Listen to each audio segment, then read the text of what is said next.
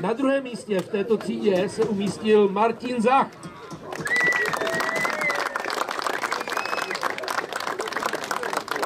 Koukám, že ten jde i s výraznou rodinnou podporou. To se tam vejdete, že jo? To je úplně v pohodě. Jak se jmenuje slečna? Slečna? Ne, tohle. Tohle už není slečna, ale jako nic vezlím. Simonka, no výborně.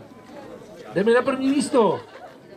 V této třídě na prvním místě se umístil Mirek Žežulka.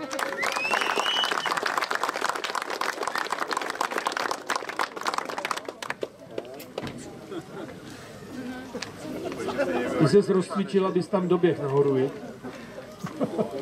Gratulujeme! Na třetím místě Martin Zach.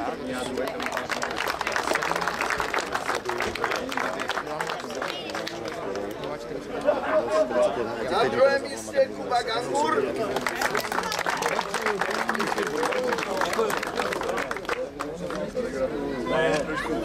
A vítězem Mirek Žežulka.